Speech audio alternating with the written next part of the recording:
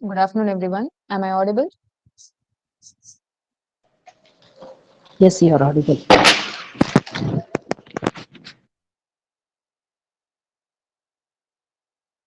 Can everyone hear me? Okay. So, good afternoon, everyone. We are gathered here to look after the guest lecture series 4 on the topic An Inward Journey to Udaiyalur by architect Meenakshi Prasath. To avoid inconvenience, I just request everyone to switch off your mic and video. I welcome architect Meenakshi Prasad, ma'am. Are you there, ma'am? Thank you, Mayuri.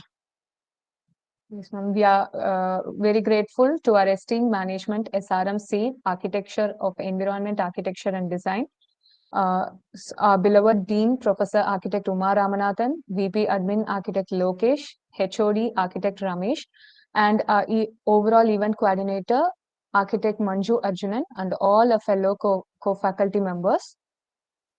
I would once again like to welcome you, ma'am. Thank you, So Mayuri. now, yes, ma'am. Hope you're doing good, ma'am. Yes. I How are you? request Architect Manju Arjunan to give a welcome note to the guest lecture today. Thank you, ma'am, for accepting our request and arranging a guest lecture in a short notice. Actually, ma'am has My been pleasure, ma'am. traveling from Chennai to Madurai, and she has accepted our request within a short duration. Thank you, ma'am. We have started with our rural study guest lecture series on 20th December from How to Do a Rural Study by Dr. Ram Satish Pasapaleti from Assistant Professor from IIT Roorkee. And second day, 21st December, by Cultural Anthropology in Built Environment by Dr. A. Chellaparamal from Pondicherry University. On the third day, 22nd December, Travel Sketching and Workflow by Architect Sundar Yadav presented the lecture. And today they have overall guest lecture series on Inward Journey to the Udaiyalur, a Rajarajan Cholan samadhi.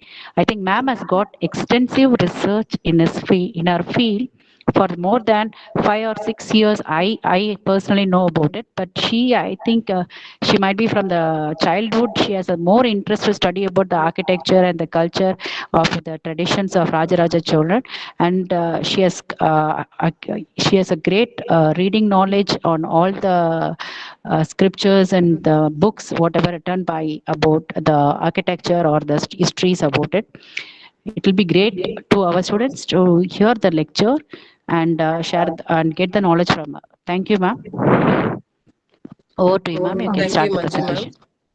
Yes, ma'am. I would like to give a very brief introduction about our guest speaker today. So, architect Meenakshi Prasad graduated BArch from Tyagaraja College of Engineering, Madurai in the year 2000, and she started her practice in Pondicherry, and she is practicing still date. She pursued her PG studies in MA General from Periyar Maniamma University and completed in the year 2015. She is very much interested in vernacular architecture and teaching is her passion, which made her to pursue teaching for the past 8 years. She is a recipient of Young Teacher Award by IIA, which is Indian Institute of Architects, Pondicherry. Apart from teaching, she is a part of Wellness Club, where she conducts Surya Shakti and other yoga practices for the inner and physical well-being of the students and faculties. She travels a lot and she has a deep interest in history, temple history, and spirituality. Thank you so much, ma'am, once again for accepting our invitation. Over to you, ma'am. Thanks, Mayuri, for the generous introduction about me. First, I would like to thank the management of SRM, Dean Professor Uma ma'am, as well as Vice Principal Professor Architect Lokesh sir. Let me start the presentation. It's my immense pleasure to present you about my journey and our students' work in Udaiyalur, in Rural Studio second year. Let me start sharing.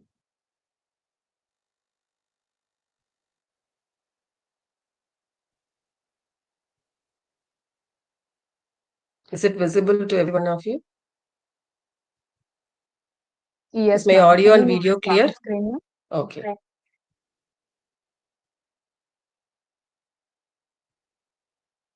So before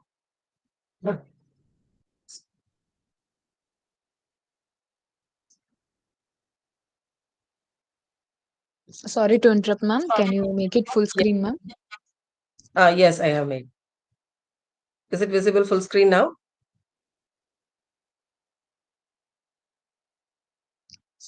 Uh, Ma'am, it's like your PowerPoint slide is open. Can you make it full screen, Okay, ma'am? one second.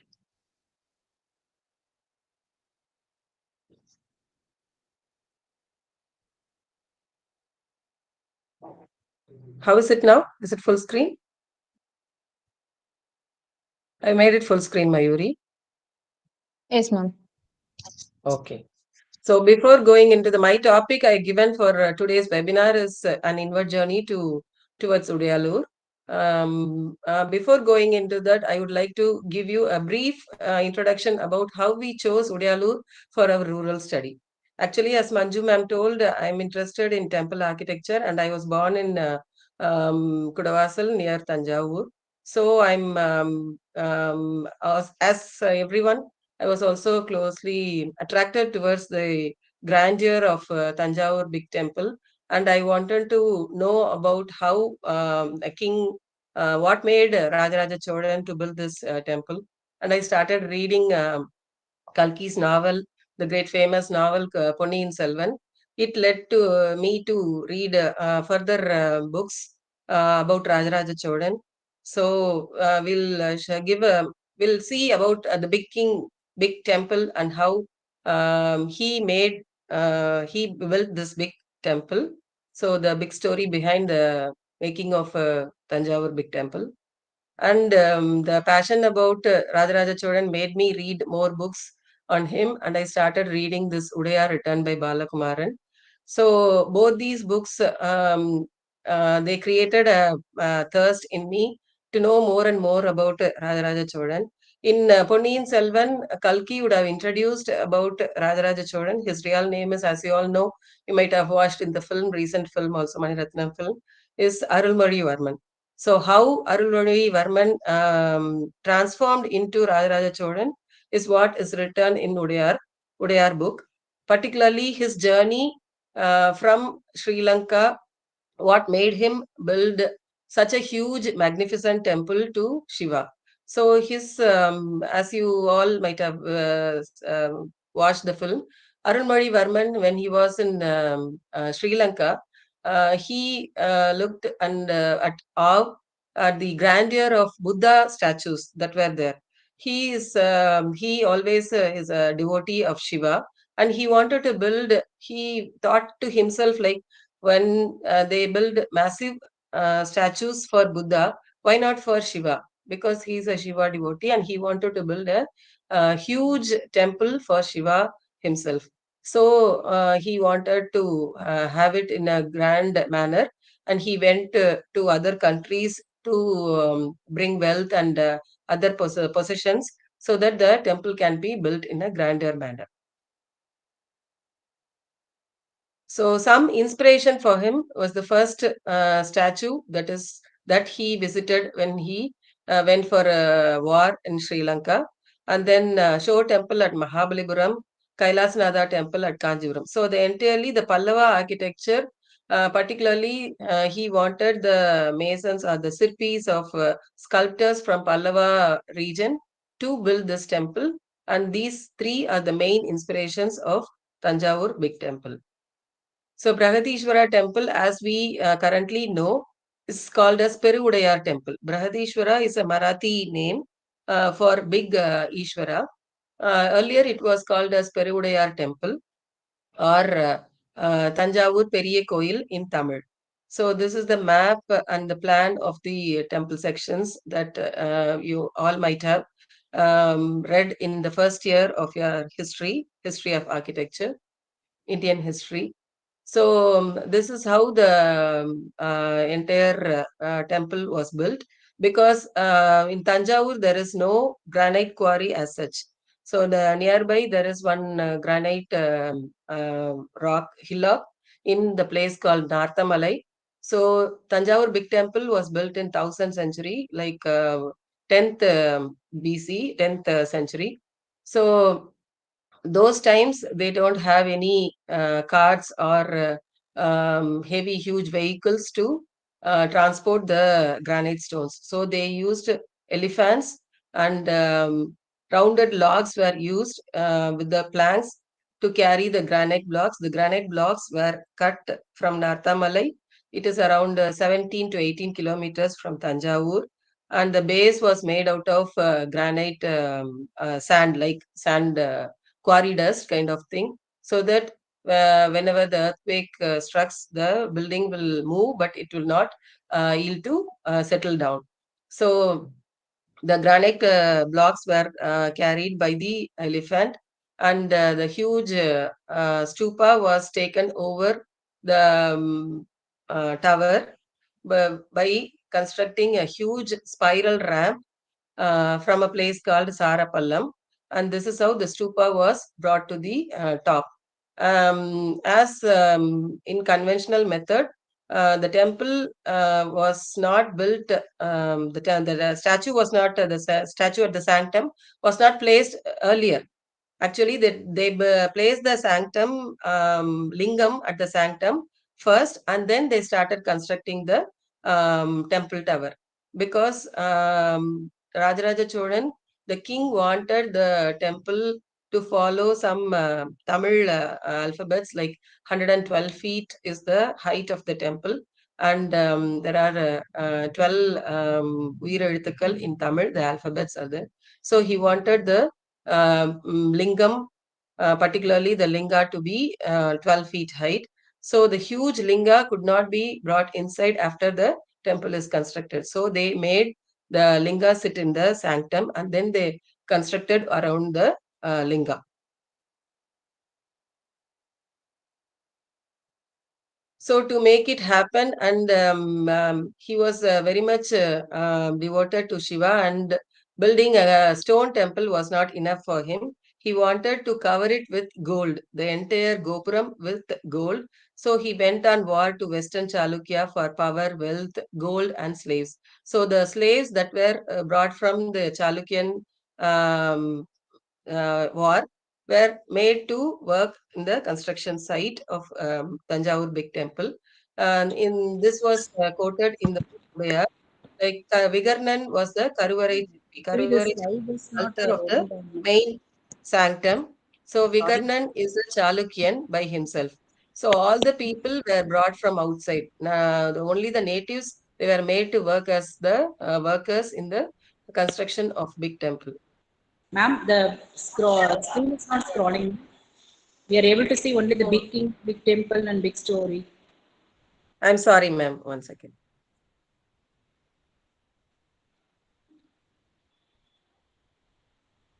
I've come to sixth slide. We have seen only Is it first visible now? slide, ma'am. Oh, okay, okay, okay. Sorry for the inconvenience.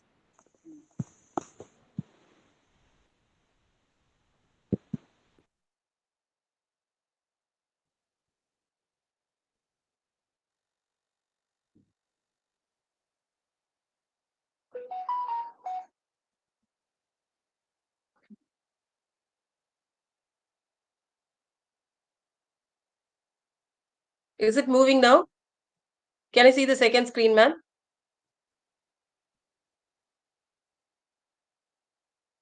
Manju, ma'am? Ma'am, we can see King and his inner circle, that slide, ma'am. Okay.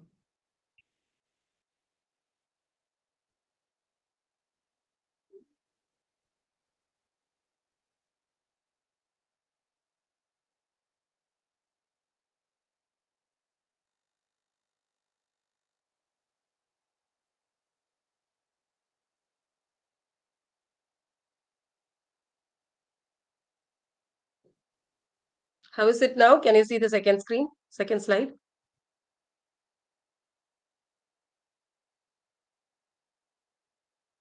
Is it moving, Ma'am, ma'am?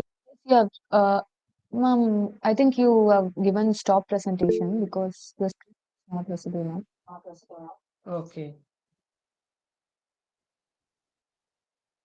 I think you can able to see my third slide. Now it's full screen. Yes, ma'am.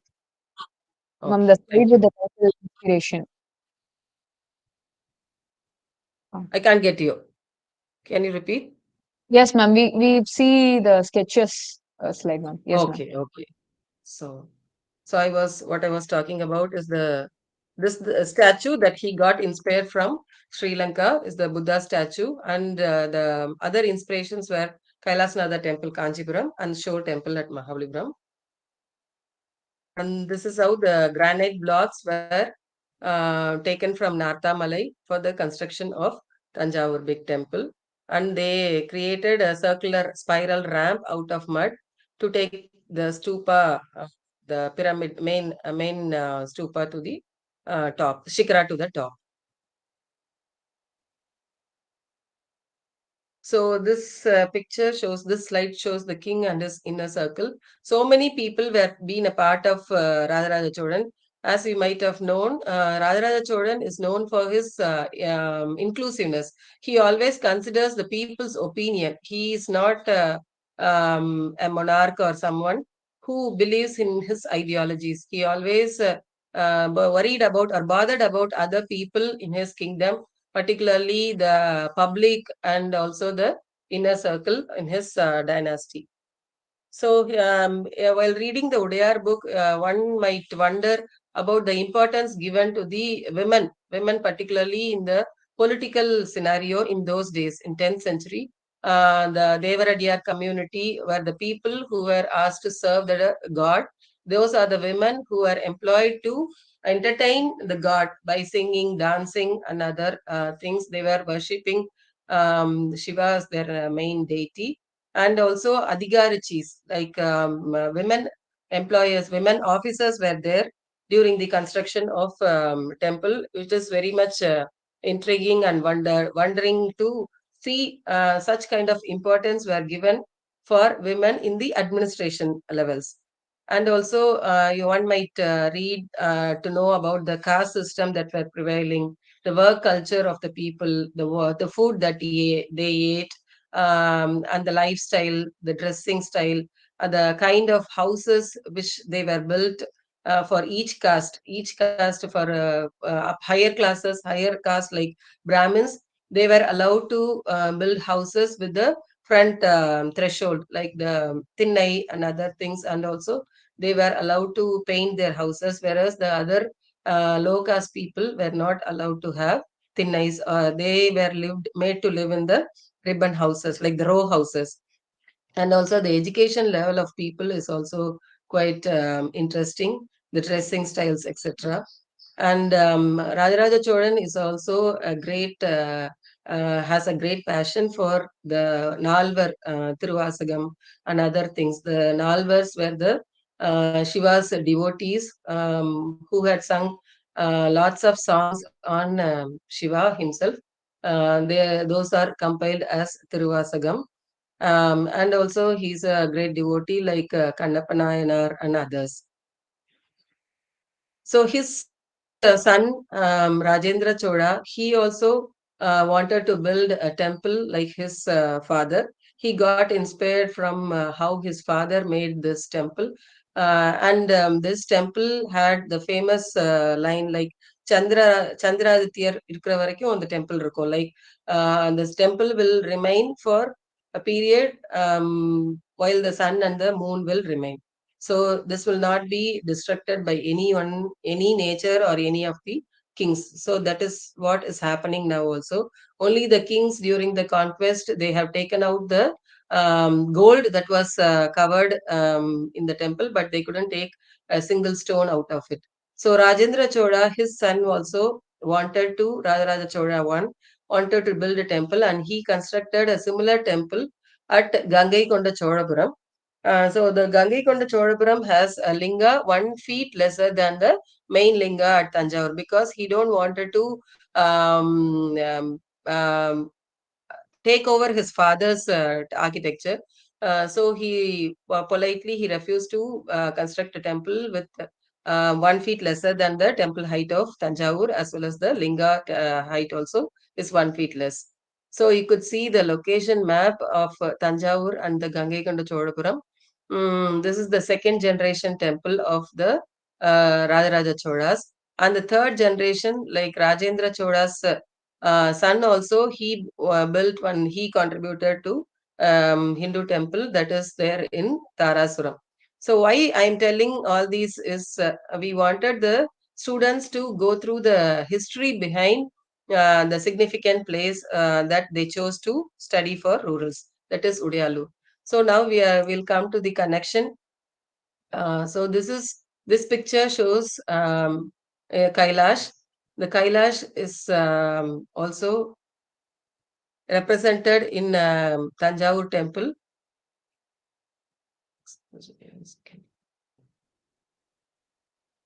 So here you might have seen this part in the front part of the Gopuram is a simple representation of Kailash. Because as you all know, King Shiva resides in the with his family at Kailash. So king's wife, like fourth wife of Rajaraja Chola, she is Panchavan Mahadevi. She wanted to represent Kailash also in the tower or temple tower, and this was added as a later part representing the golden color of Kailash. He covered the entire Gopuram with gold.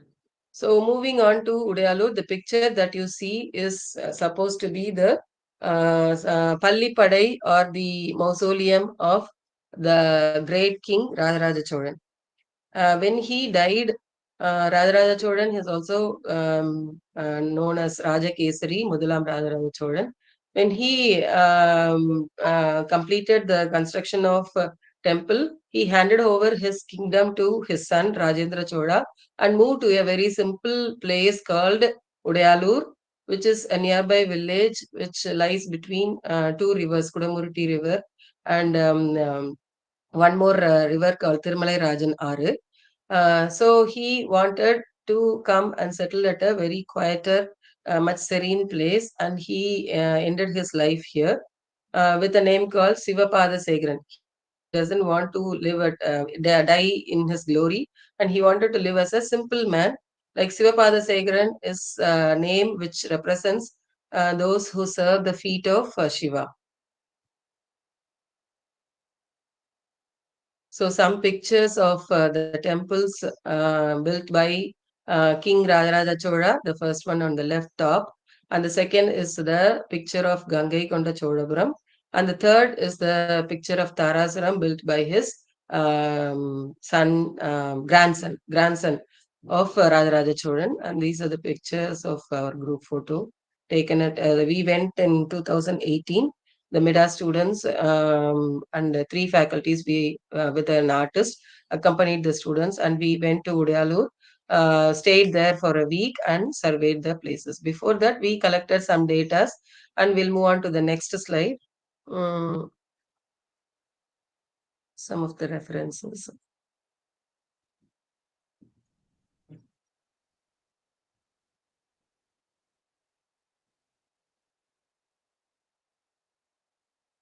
Is my screen visible? An inward journey to Udaiyalur.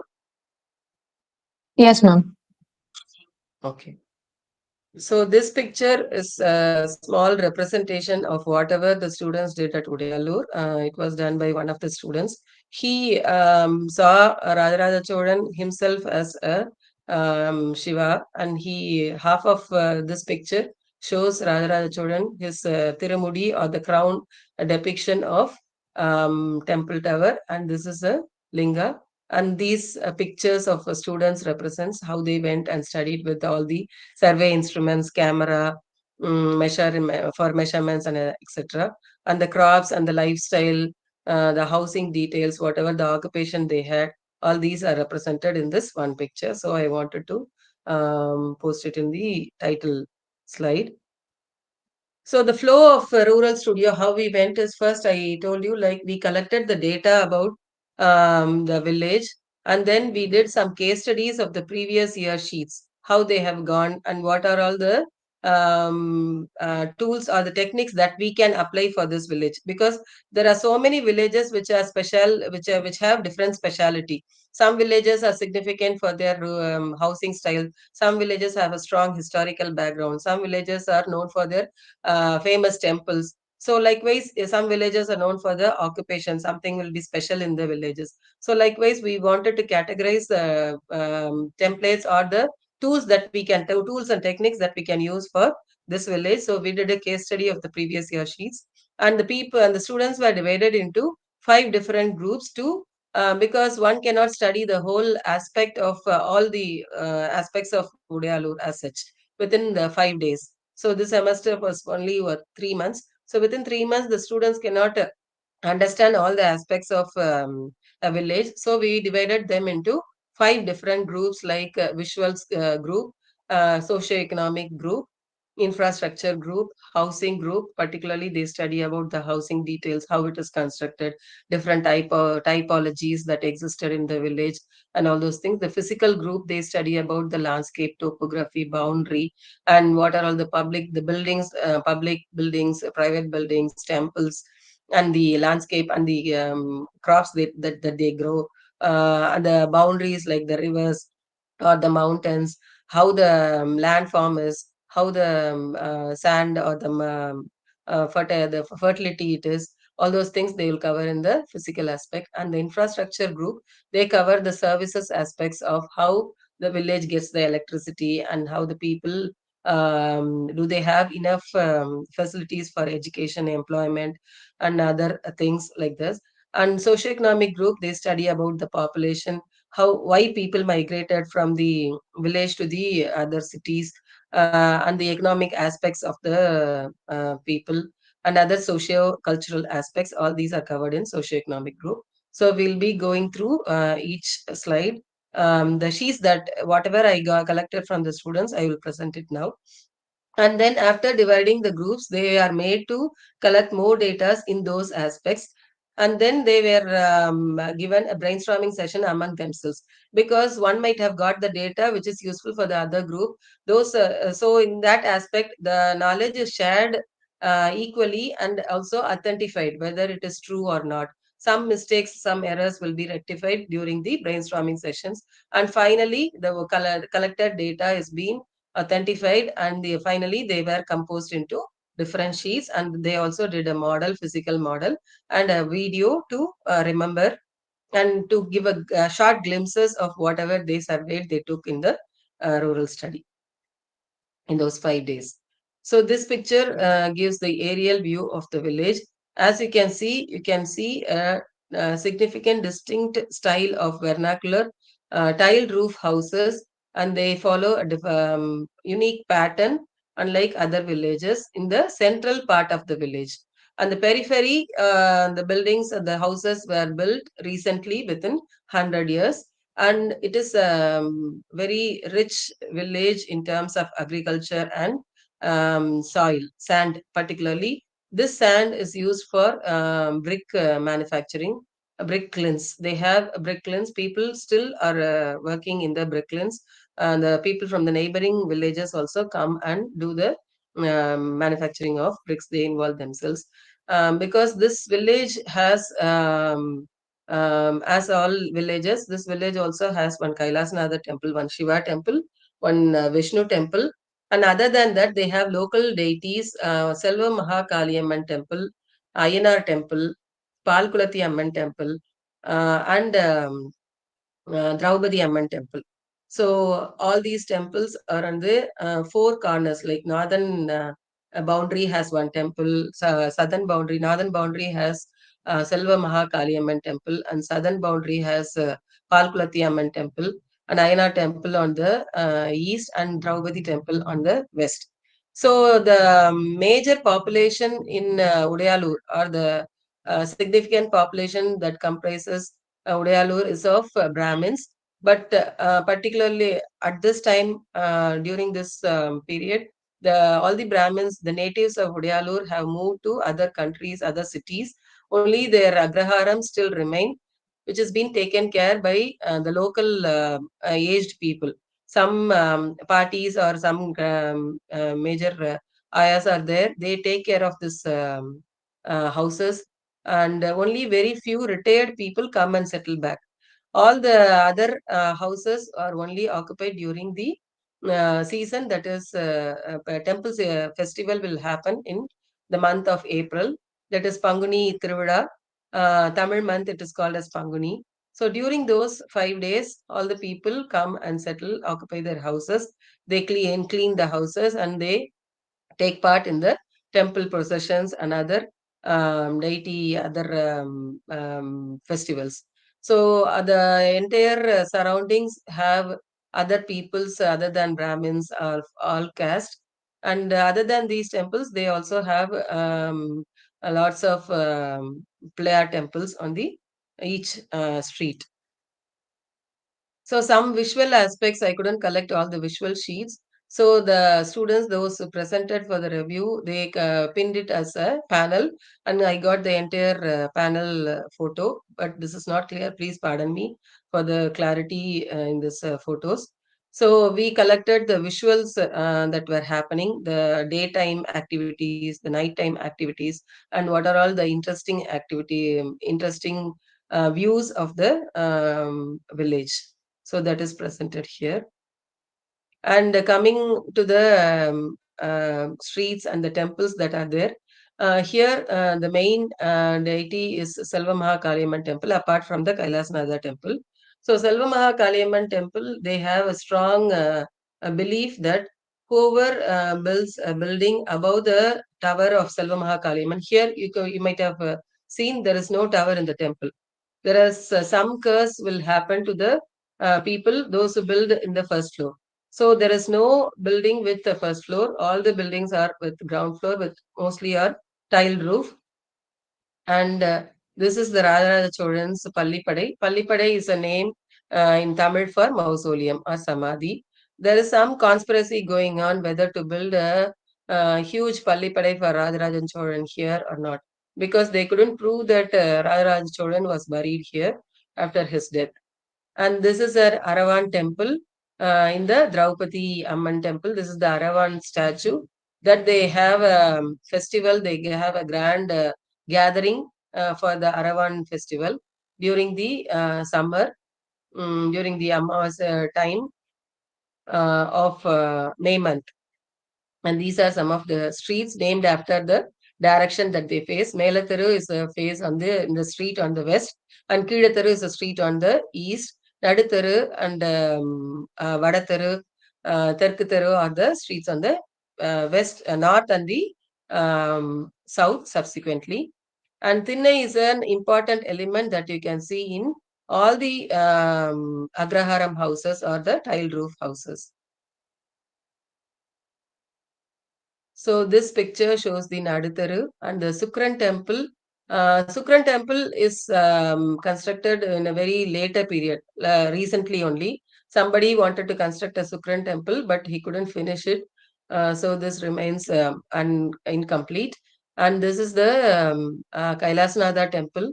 The Amman here is named Sri Sankara Parvati Sameta Kailasnatha Swami Koil. Here you can find three lingas for Rajaraja Cholan and his wives. And this is the Kotai Vasal temple. As the name Kotai is for a grand Aranmane or the palace. Actually, this temple is housed in a grand palace. But now we could see only the boundary of this Vinayagar temple at the boundary of this court. The palace was destructed during the course period of time. And this is the Kiratharu. We couldn't get the map of the palace also as such. And some of the Sivan Shiva temple. We'll move on to the next slide. And these are some of the activities that are happening day to day during when we visited the village. The elder men, they were playing cards in the Thinnai, and the ladies, they used to do the flower tying, and as an occupation also, they tie the flowers very quickly and give it to the flower merchants, those who go and sell it in the markets near Kumbakonam. And this is quite common scenery that we can see every morning. The household women, they used to do pujas for the cows as Komada Varibade every morning. And this is he is draining the black urad dal, ulundu kayapududal, and people are working in the brick kilns, and some people are engaged themselves in the agricultural, but this is quite seasonal only. Only 3 months of the 3 to 6 months of the year they involve themselves in agriculture. Other times they do either flower tying or brick kiln and other things. And this is picture of Kotai Vasal Vinayagar. Here you can see the Shiva temple. And in the evening, there is a small school here, which has a primary or a secondary school. Students about 10th standard, they go to nearby town, Kumbakonam, and study, come back by the school bus and the private bus or public bus also. I told some houses were taken care by the older Patimas. They used to put kolam every morning and evening. And this picture shows some village household women, village women returning back from agricultural farming. And they also do involve themselves in coconut leaf olai pinnadal. And this is next slide. This shows the Palkulam. Palkulati Amman is one more deity. We could see the temple at the southernmost part of the village. And this kulam is called as Palkulam because once it was filled with milk, the entire kulam was filled with milk. That was the story they suppose they are telling us. And they also had this float festival during the month of Panguni, when they have this Tiruvada. All four temples have are involved themselves in the Panguni Tiruvada. Like each one will contribute one day, and all the deities were taken on different vahanas.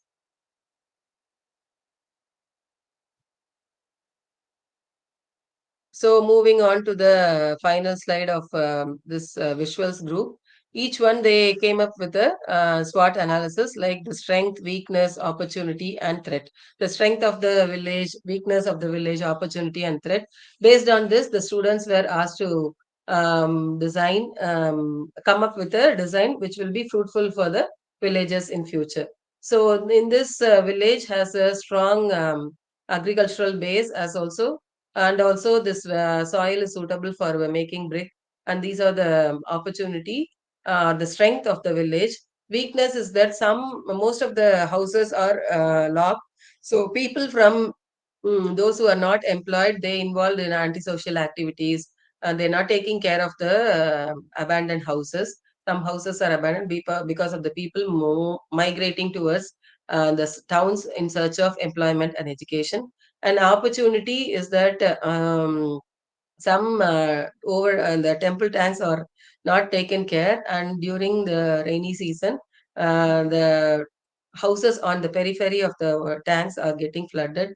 So people have to be relocated, and they have to be built houses on the outskirts of the village without any threat. And the threat is that people are not given proper education facilities. So if you provide them education and employment facilities, people are likely to settle there for lifetimes without migrating to the towns. So this is the picture which shows when we visited on the first day of our study, the students were asked to listen to an archaeologist in the nearby area who knows more about the village. So he was talking about his experiences, how Raja Cholan came and settled here, and what are all the unique features that made this village very unique. Not only us, many students from North India, particularly SEPT and other colleges also come and visit Udaiyalur because of its rich heritage value, particularly the styled houses, courtyard houses of Agraharam. And this is the picture of Shiva temple. And this picture shows that is the stone inscriptions that is written how Rajaraja Chola came and settled here. And he died. He's supposed to die at the steps of Palkulati Amman. That's Palkulam. So those are written there. I'm observing those. inscriptions. And moving on to the housing aspects of Udaiyalur. So you can see the rich courtyard houses that are aesthetically pleasing and functionally also satisfying the um, uh, uh, um, comfort level of the rural people, which has been maintained through the years. So these are some of the houses that we documented: Kasturi House, Balachandar House, Sai House, Muthukumar House, Selvan House. Um, of all typologies, not only the tile roof houses, the flat roof houses that are constructed recently, and also thatch roof houses also. And we could see some houses which had both thatch as well as the tile roof houses, which we documented, which we can see in the later slides. And these are some of the materials that they used, commonly used, like bamboo, clay bricks, and thatch and tiles. So this picture shows the detailed plan of Kasturi House. Normally, these houses are in row houses. They span like 27 feet. The width of the house is 27 by more than 100 feet. So they have a backyard where they have all the trees, and the front yard they have a threshold. In the entry, they have a small room which is used as a storeroom, or they call it as camera room, because Kamra means in Hindi room. And they have a well also, or a small well at the courtyard. And this is the Tarvaram, the veranda, the kitchen. In kitchen also they have a courtyard where they place tulasi and worship. And this is the Tarvaram, and Kudam is the living area. And the backyard, sorry, this is the backyard of the house. And they also, some houses have cattle at the backyard of the house. So for the cattle, they have a back door entry through which the cattle are taken out. And this is the Tinnai, the camera room. And one more room is there. In the entry, they have the elder people of the houses. They used to you sit in the Tinnai and play, and they watch the people moving outside. And this is the section showing the reapers and the purlins, the tile roof houses. These are called as Uttram. And some column details in the front.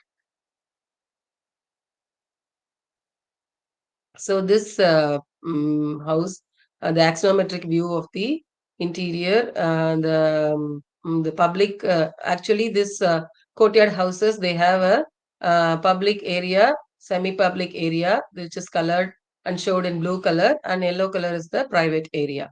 The first one part is the public area. For actually, the Thinnai is common for both public as well as private people, because those who travel by the strangers also come and sit in the Thinnai, and they take rest. But nowadays, the Thinnai is being completely covered with grills, so nobody is allowed inside. Also, people, they make some antisocial activities. They come and vomit, and they do all sorts of antisocial activities. So to discourage those people, they have grilled the Thinnai now. And this is one small house, which has only three parts: only the front room, the hall, and a kitchen. They also have a small tinna in the front.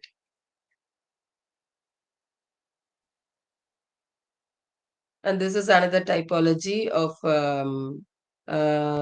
single courtyard house. Double courtyard houses are called as rendu kattu veedu, nalu kattu veedu, and single courtyard house, this is called as rendu kattu veedu. Those who have two courtyards, they are called as nalu kattu veedu. Most of the film shootings also happens here, like a famous movie where Vadivelu and Sharat Kumar used to act. This movie, this was shot in this house. And these are some of the details showing the thatch roof, how it has been done.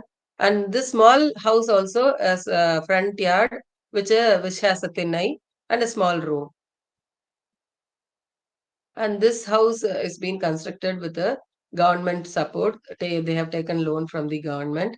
And this is fully made out of bricks and RCC roof, flat roof. And these are some of the details showing the capital and base of the wooden columns, doors, different types of doors that are existing, and different types of windows that we could see. And this is how the courtyards, some of the courtyards are covered with grills. And these are batten and ledges door. And this picture shows the details of a Sai house. This is one more small house, but these are not a part of row houses. So moving on to the other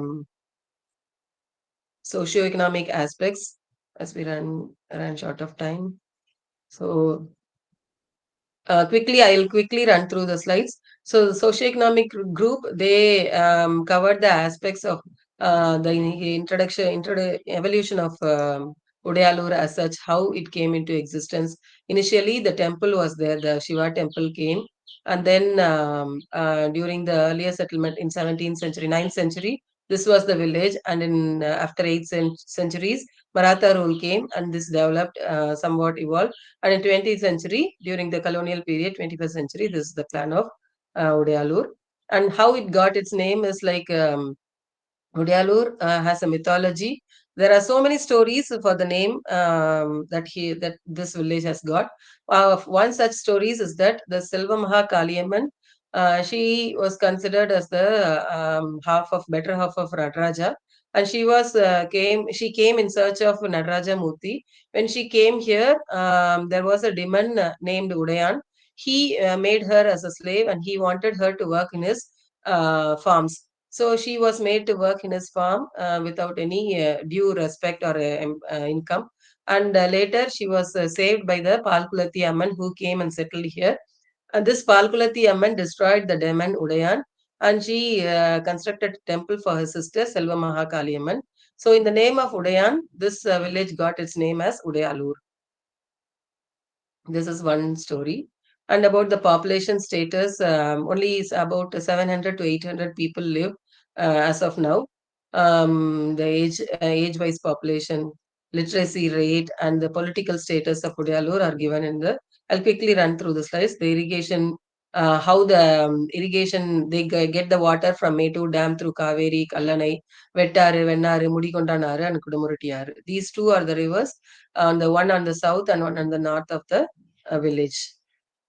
So they have all these facilities like voting booth, flour mill, bus stop, school, library, post office, and other public buildings. And the temples, as I told you earlier, the Selvamaha Kaliamman temple, Radharaja Cholan mausoleum.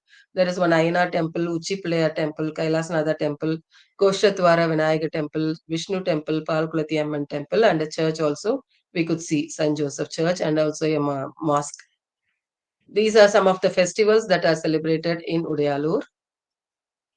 So of all the festivals, Pangani Tiruvada is a significant festival, which you can see videos also available in YouTube. These are some of the Vahanas, Sesha Vahana, Yanai, Elephant Vahana, and this bull, Munnotam, Pinnotam are every day they conduct the festival for almost 4 to 5 days. The Abhishekam is happening, Kudurai Vaganam, horse, they ride the deity on the horse, and this is Bhuta Vahana.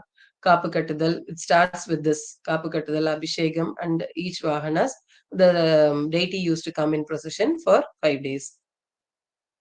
And these are the land distribution. This map shows the dry land and the wetland, that is Nanjai and Punjai.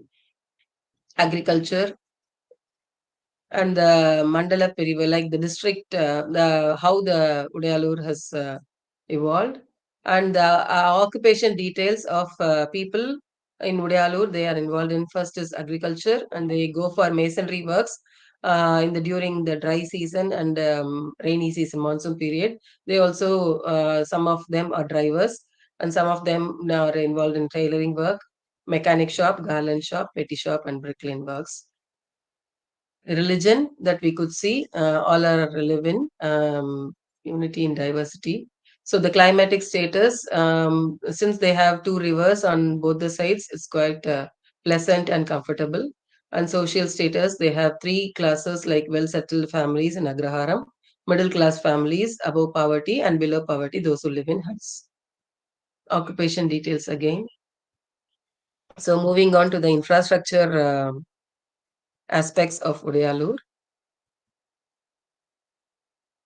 Make it full screen. So we could see some of the building materials. Sorry for the quality of sheets. I couldn't get a better quality.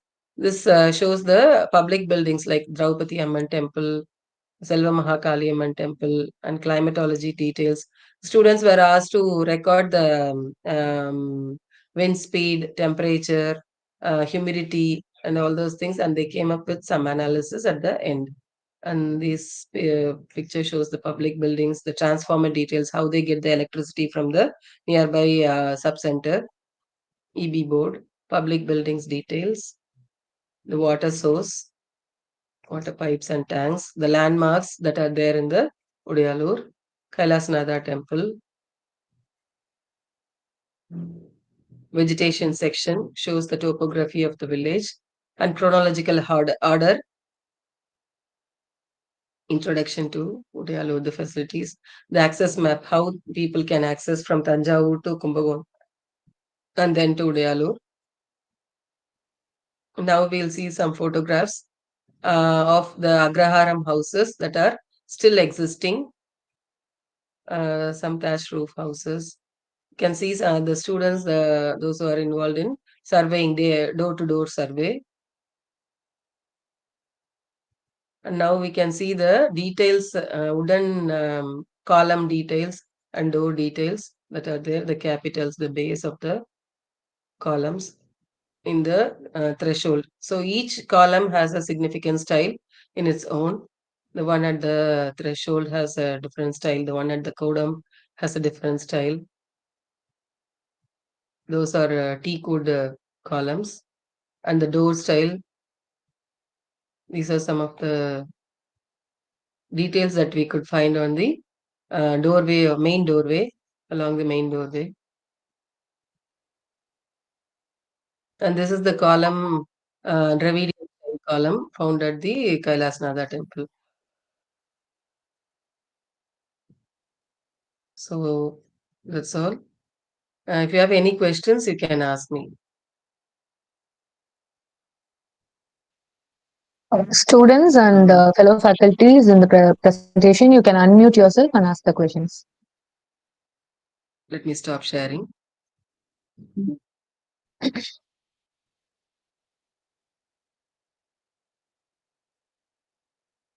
So after this elaborate study and presentation, the students were asked to design, come up with the SWOT analysis based on which they came up with a design of a cultural center, which also provides employment for the rural mass, particularly the youngsters, those who have finished their studies from the nearby college.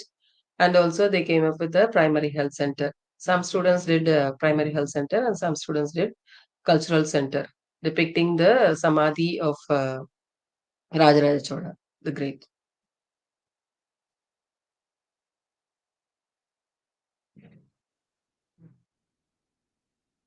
Yes, those who have questions can also post it in the chat box.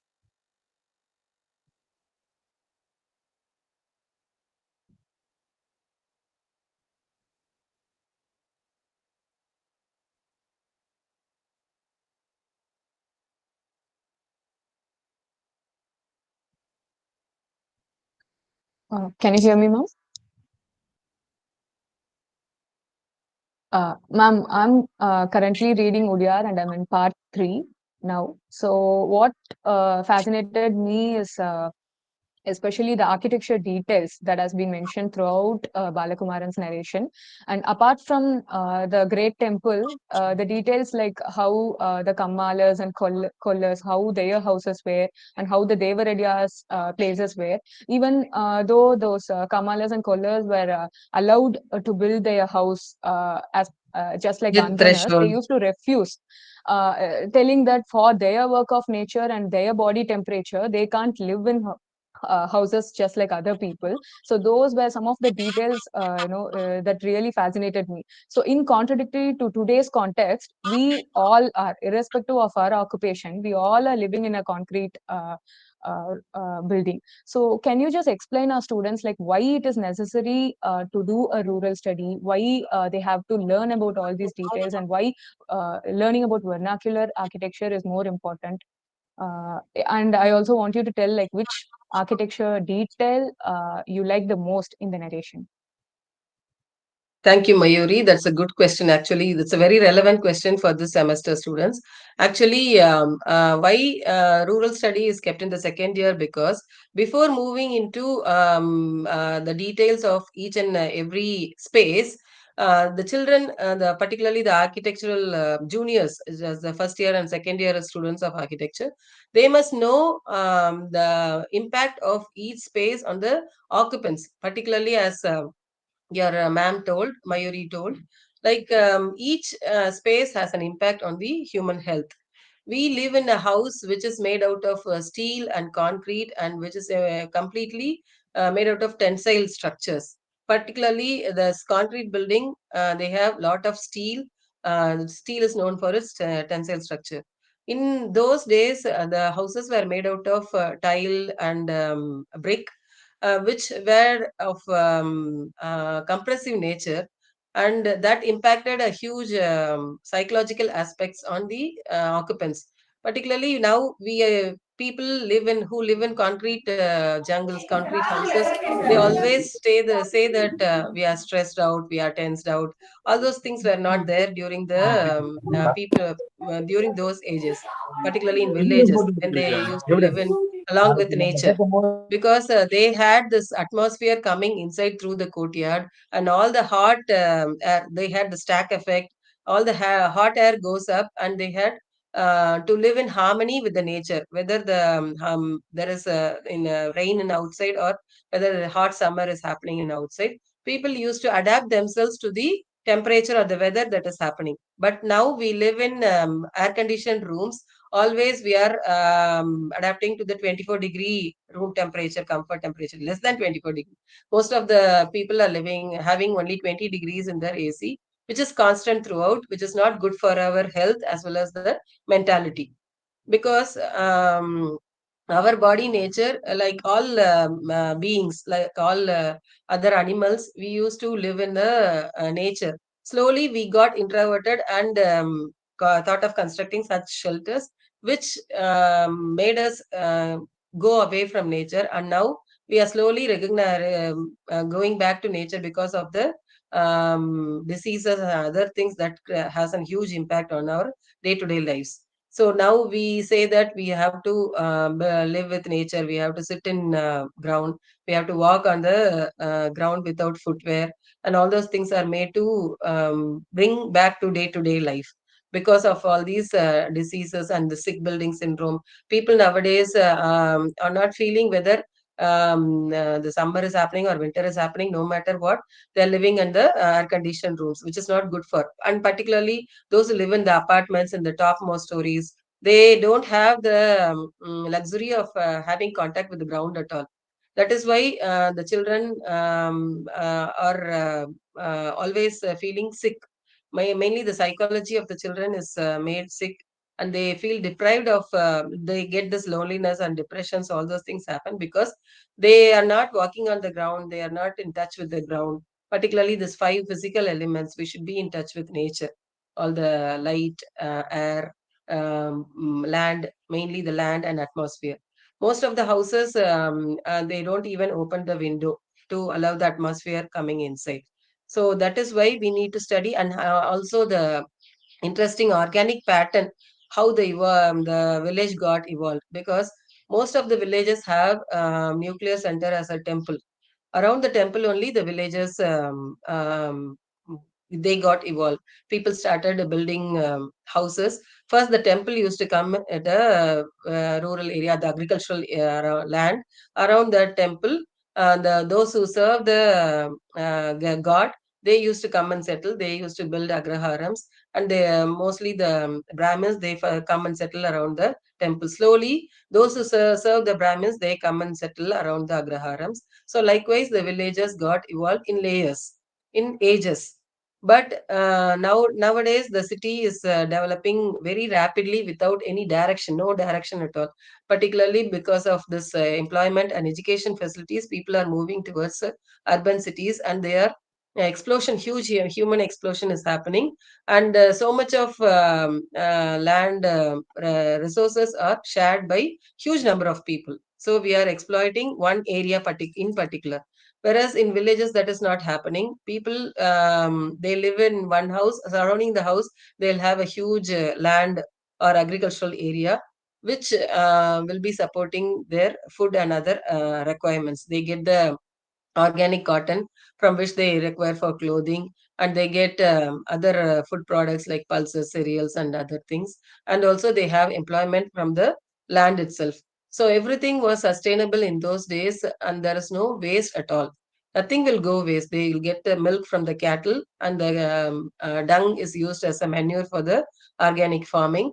And the farming, which is the harvesting, after the harvest, the starch and other things, they'll feed it to the cow. So likewise, the cycle was complete, and there nothing went waste. But nowadays, we live in an environment where our garbage is becoming huge than our storeroom, than our house, or the. And we also live with lots of facilities, like we consumerism is going high. We get products that are not required at all, to make a basic needs, more than our basic needs, in the name of luxury, and we can afford to buy more, and we are buying more, which some part of the people are not affordable to. So that is what is happening in the urban areas. And moving on to the second question that Mayuri was asking, which intrigued me a lot, is the details. That is the cultural aspects, or the significant housing details of which we could see in the villages, that they follow a rhythmic pattern, that each house has a courtyard. All the planning was inward.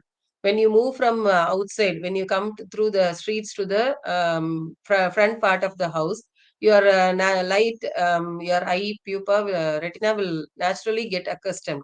Like in the thin eye, you'll have a partial lighting, and in the next threshold, we'll have a somewhat darkness, and then in the veranda or the thalvaram, you'll get light from the courtyard. So, which was very introvert, and the planning is also introvert, and that made people look inward. Like now, we are searching our happiness in from others. That is not the real thing. Happiness and sorrowness, everything happens in our mind, that we are the cause of source of our joy, that was represented ideologically in the planning of those houses, inward planning, introvert planning. And they also, if you look at the temple architecture, all the beings were considered, like not only the human was supported in construction of the temple. They had their own sthala vriksham, so they had their own Nandavanam, from which they to pluck the flowers, and they had their own agricultural lands which supported the pulses, grains for the prasadam. And people from all people were supported by the temple architecture. Not only the human beings or the trees, also the birds and other animals. They had a cattle farm of their own, from which they extracted the ghee and other things to light the lamp. And people were supporting that we could see in Udayar also.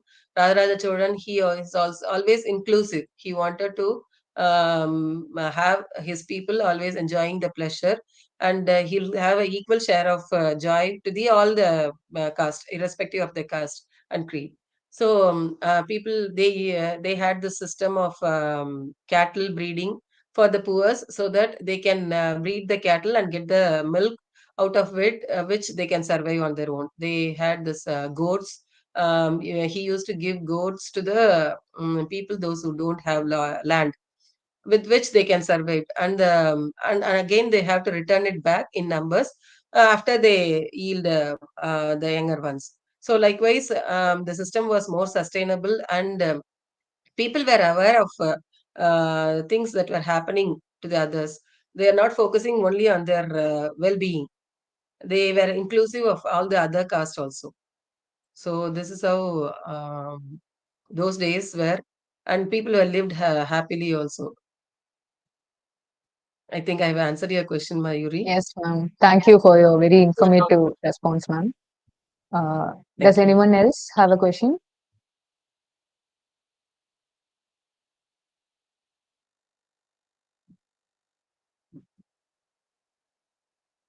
Okay. Ma'am, thank you so much for sparing your time and giving us such a informative presentation in such a short notice of time and within 1 hour available. So I would like to thank you once again for accepting our invitation. Uh, Pleasure is mine, Mayuri. uh, I would like to thank so Professor I, Manju Arjunan for giving me this opportunity. Interacting with students has always been a pleasure to me, and sharing of knowledge happens, as well as I got also get to know many things. It's interesting to see that Mayuri, my student, my farmer student, she is also reading Udayar book. I would like to request all the students to read a lot, because when you read, you can lead.